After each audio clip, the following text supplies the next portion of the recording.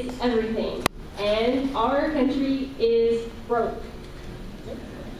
I think it's, of course, one of the most important things to focus on is our debt and how we're going to get rid of that. As a matter of fact, it might be impossible to actually get rid of all the debt that we have right now with inflation and the other variables that are affecting that.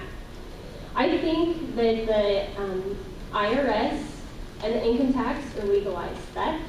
I do think we need to have drastic reform of our tax policies, and I think that it has to start with discussions about a flat tax or a fair tax. But drastic changes in our tax policies are absolutely necessary for us and for future generations. I think, too, that, again, these conversations we can have here, but I don't know how effective it's going to be in Washington, D.C.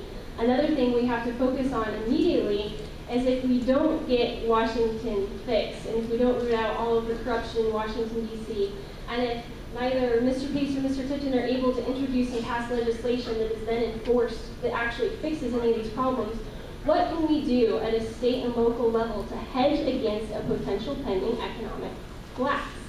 And one of the things that I'm a proponent of is at least talking about state banks, competing currencies, making sure that people are always able to barter and have transactions with one another, and make sure that the heavy hand of the federal government does not get in the way of people having exchange, especially people who are on very low, minimal incomes.